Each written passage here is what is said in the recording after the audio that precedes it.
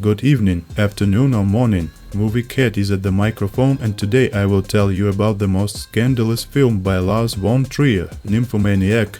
If I asked you to take my virginity, would that be a problem?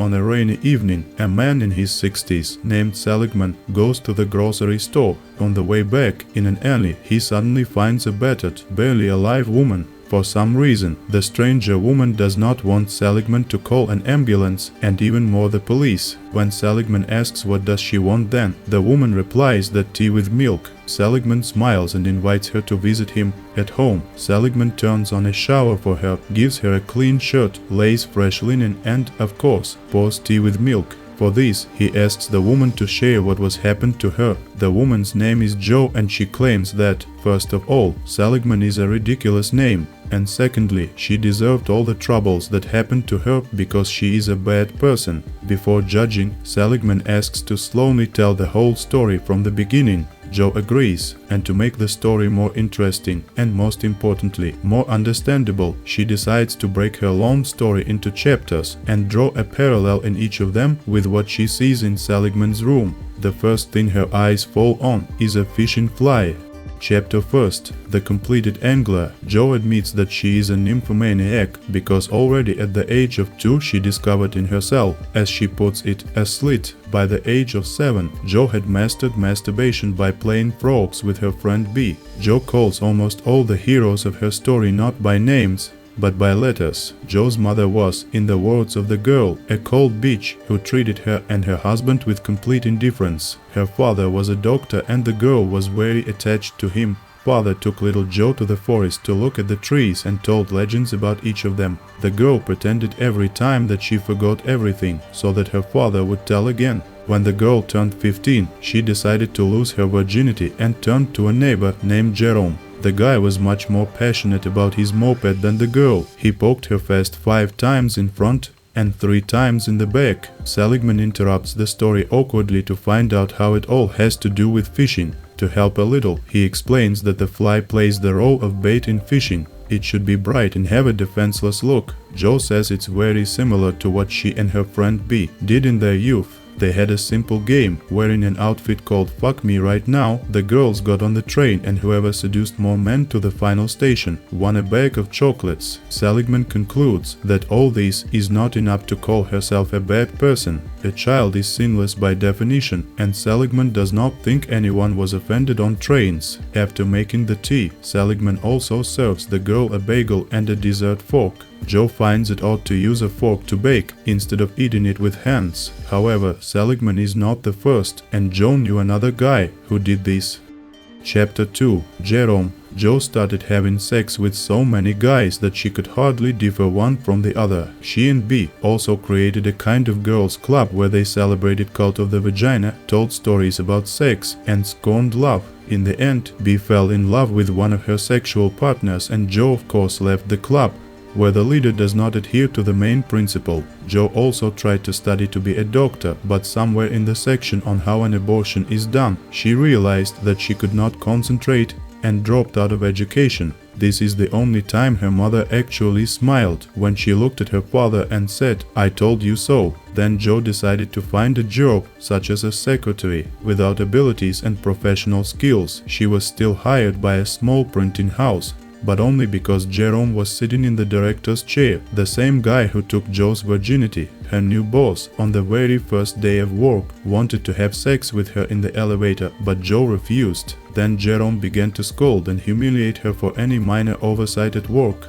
Didn't serve coffee on time, hurriedly threw out the garbage, and where the hell is my dessert fork for a bagel? Suddenly for herself, Jo noticed that she was aroused on by this attitude of her boss. In her own words, she wanted to be one of Gerome's things. Jo even started deliberately making mistakes in her work so that Gerome would be angry with her. She realized that she was in love. At the same time, Jo was having sex with every employee of the printing house, who was not against it right during the working day. One day, having finally decided to confess his feelings to the boss, Jo sees Gerome's uncle in the director's chair, who says that the stupid brat was sitting here while his uncle was in the hospital. This will not happen again. Firstly, because Gerome understands absolutely nothing about typography. And secondly, he ran away with his uncle's blonde secretary on a trip around the world, secretly marrying her before that. Seligman still sees no evidence that Joe is a bad person. Then the girl notices a picture in his corner and moves on to the next chapter. Chapter 3. Mrs. H. Joe invited about 8 lovers to her place every day. She had a strict schedule thought out, but one day one of the men, H, did not want to leave. And Joe, in order to send him away and, in addition, leave him guilty, said that she loved him but was tired of sharing the man with his family. Like, leave your wife and children, then come. But now leave. After 20 minutes, H returned with a suitcase, but not alone. He was followed by his wife, Mrs. H, and she also brought her children with, ostensibly to show them why their father left them. Mrs. H was hysterical. She either tried to make her husband feel guilty, then she rushed at Joe, accusing her of destroying a once strong family. The situation became even more complicated when the next lover on the schedule came to Joe. When asked by Seligman did this story affected her life, Joe answers, did not. The woman glances at the book and asks what Seligman is reading.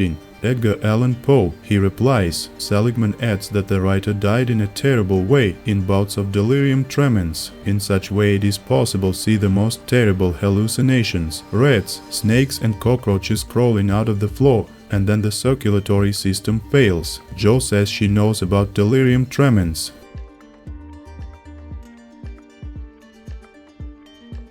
Chapter 4. Delirium. Joe's father was diagnosed with cancer. In the hospital, he told his daughter that he had already said goodbye to his wife, so that she would not come to the hospital, because she did not love such places. Joe called her mother a stupid bitch at the time. Every day her father got worse and worse, and then he began to rave.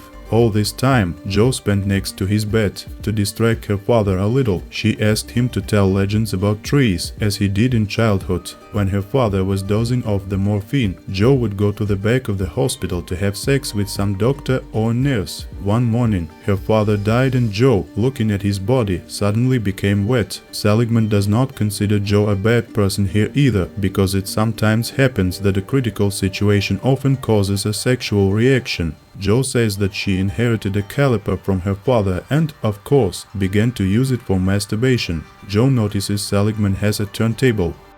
Chapter 5. Little Argan School. It is a common occurrence in Bach's music when a polyphonic melody consists of 3 voices that are played.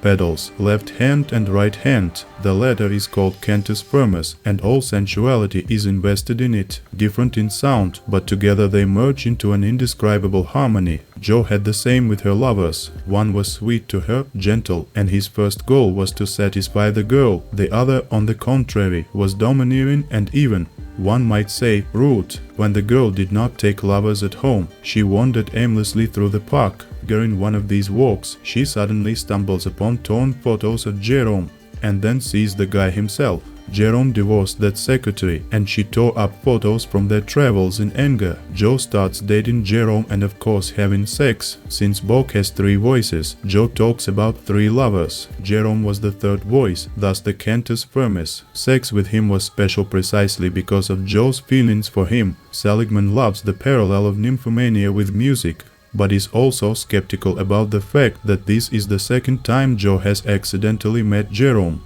Joe tells how she and Gerome started something like a relationship and constantly had sex until one day the girl lost all sexual sensitivity. Or, as she puts it, her slit just went numb, probably because of the constant masturbation and the huge number of sexual partners. Seligman starts comparing this to the ancient Greek dilemma of Achilles and the tortoise, but Joe cuts him off abruptly. It seems to her that the man does not take her story very seriously, and in general somehow he was not very aroused by such an outstanding topic as nymphomania. Seligman has to admit that he is distant because he does not identify himself with her sexual partners, because he has never had sex with a woman in his life. And with a man, Seligman is asexual and believes this makes him the best listener to Joe's story, as he is completely open-minded. Joe notices an religious icon in the room.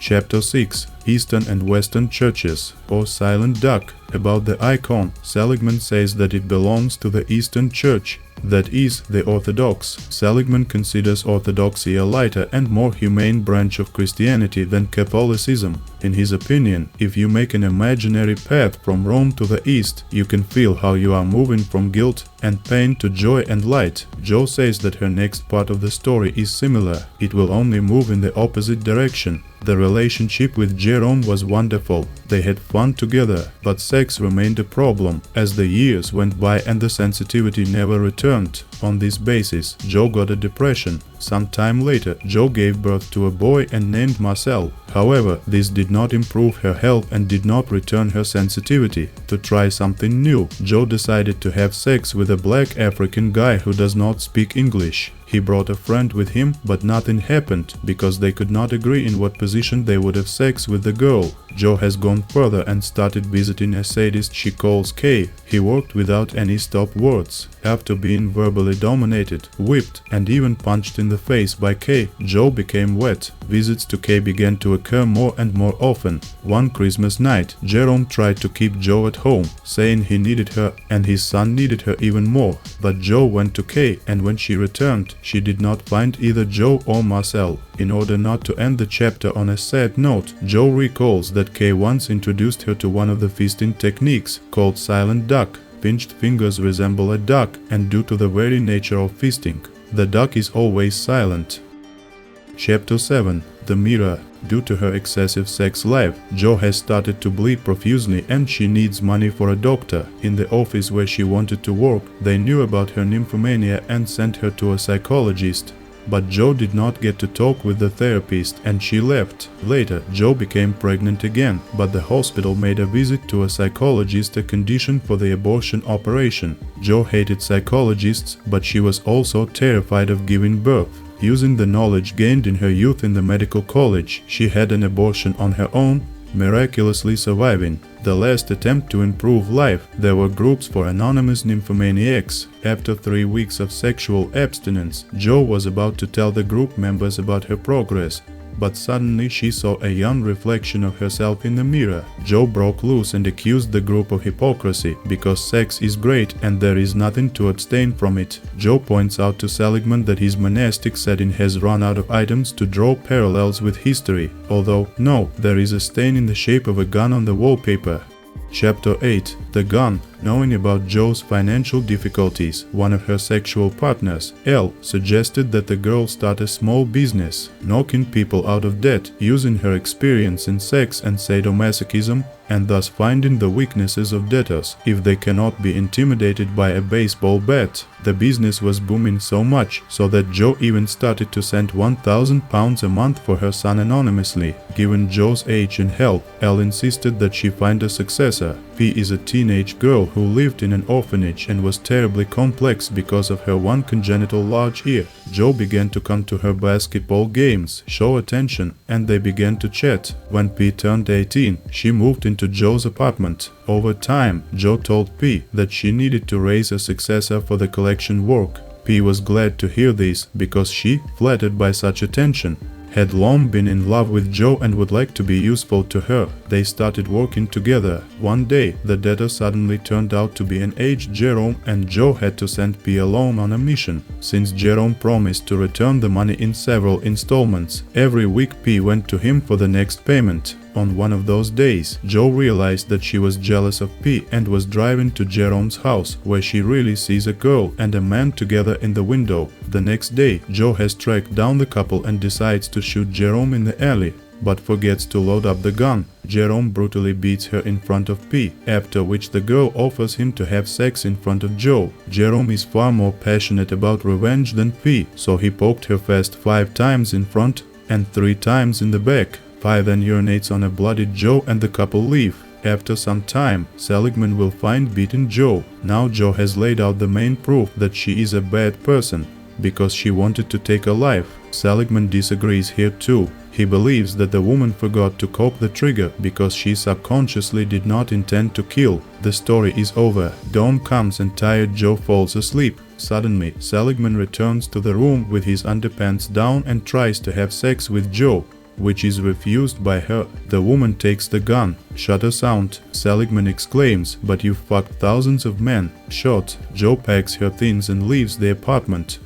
Thank you for your attention. I hope you enjoyed the retelling of the 6-hour uncensored version of one of Lars von Trier's most controversial films. Making this video for many reasons was more difficult than usual. Therefore, if possible, do not skimp on likes, comments and subscriptions.